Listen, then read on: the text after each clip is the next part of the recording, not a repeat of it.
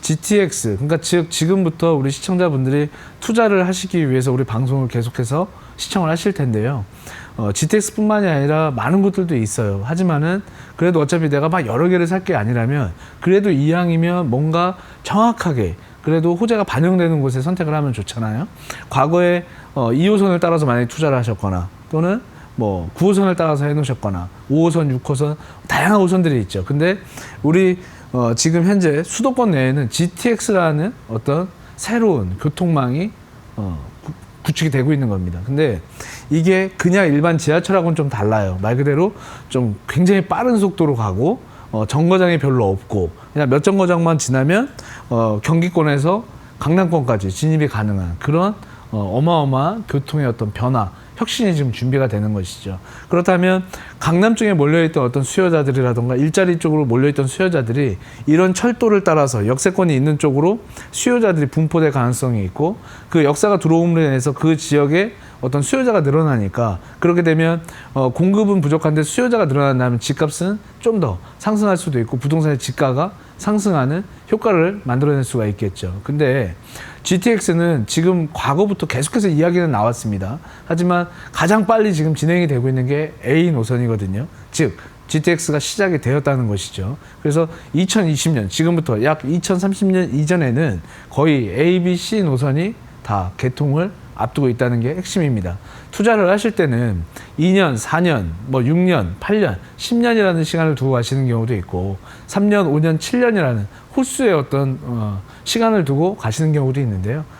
단기가 됐든 중기가 됐든 장기가 됐든 어쨌든 새로운 교통이 들어온다는 건 호재로 반영을 한다. 우리가 투자를 할 때 가장 중요한 건 그 호재를 어떻게 잘 파악하고 그 정보를 활용해서 그 라인을 따라가느냐도 굉장히 중요하거든요. 그래서 우리 시청자분들께서 꼭 앞으로 투자하실 때 GTX 라인들을 좀 살펴보시면서 투자를 좀 하신다면 그래도 하나의 도움이 될 거라고 판단이 됩니다. 일단 GTX 같은 경우에는 3개 노선으로 나눠져 있는데 핵심을 보게 되면 지금 서울역, 청량리, 삼성 이쪽이 가장 핵심 부위로 자리를 잡고 있는 거고요. 아래쪽 수원부터 송도, 파주, 양주, 마석 즉 수도권 내에서 가장 근접하게 서울로 들어올 수 있는 교통수단이 된다는 게 가장 큰 핵심이다. 그래서 GTX가 들어오는 것들을 보면 최근에도 보면 창동이라던가 또는 뭐 광운대라던가 또는 뭐 서울역 일대 이런 곳들이 전부 다 가격들을 지금 벌써 끌어올려놨고 청량리 같은 경우에도 과거에는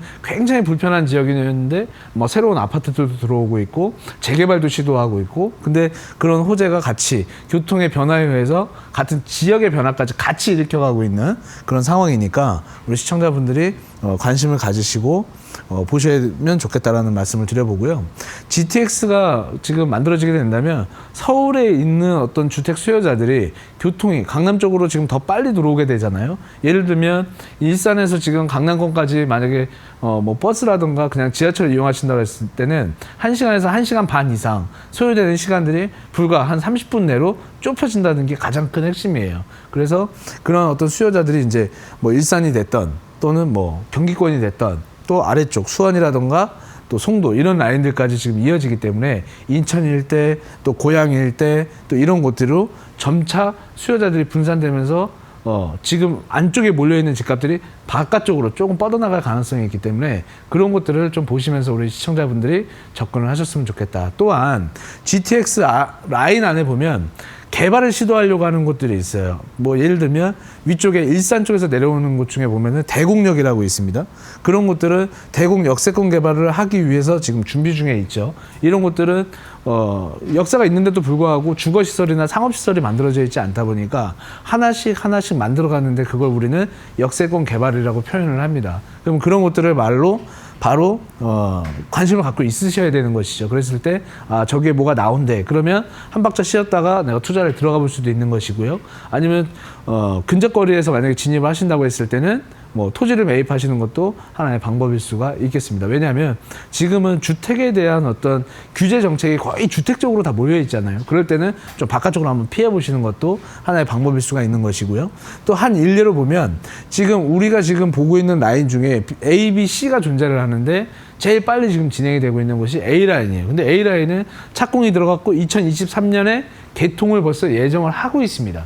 그런 입장에서는 우리가 뭐 늦게 되는 B 노선, C 노선을 먼저 갈 필요는 없잖아요. 그죠? A 노선을 보시고 흐름을 따라가셨다가 또 B로 갔다가 C로 갔다가 이러면서 뭔가 매수와 매도 타이밍을 잡아가면서 투자를 하는 그런 방법을 찾아보셔도 좋고, 자, 서울 내에 보면 창동, 강원대, 청량리, 용산, 서울역 이런 곳들은 사실 아파트촌이라든가 고가의 부동산으로 형성이 되어 있고 이러다 보니까 재개발을 할 수 있는 데는 별로 없는 거예요. 이미 재개발 구역들이 잡혀 있겠죠. 그렇다면 아직 재개발이 미흡하고 또 신전략 거점으로 잡혀져 있는 그런 연신내 이런 곳들도 서울 안에 있으면서 현재도 더블 역세권이고 또 GTX가 들어오면 트리플 역세권으로 바뀌는 이런 지역들도 우리 시청자분들이 관심을 가져보신다면 향후 2년, 4년, 6년, 8년, 10년들을 내다보시면서 장기적인 안목을 가지고 접근하셨을 때 그래도 어느 정도의 본인의 어떤 자산 가치를 좀 올려놓을 수 있는 그런 호재가 지금 이 A 노선 쪽으로 지금 방향이 잡혀서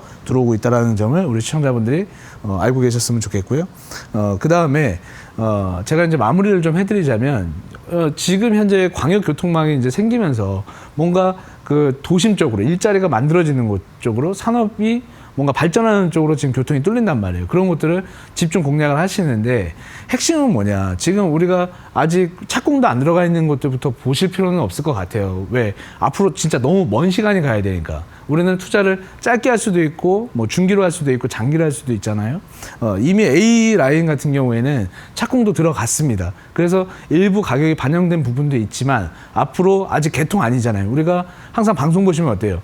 지하철 개통하기 전에 뭔가 취득을 해서 개통이 되면 어느 정도 오를 거라고 판단하니까 단순 논리에 의해서도 지금보다는 값어치가 좀 더 상승하는 그런 모습을 보실 수가 있다는 것이죠. 그래서 우리 시청자분들께서 A 라인 쪽으로 한번 관심을 가져보신다면 투자하시는데 조금 더 도움이 될 수 있을 것이다. 이렇게 한번 말씀드려보도록 하겠습니다. 오늘 준비한 내용은 여기까지입니다.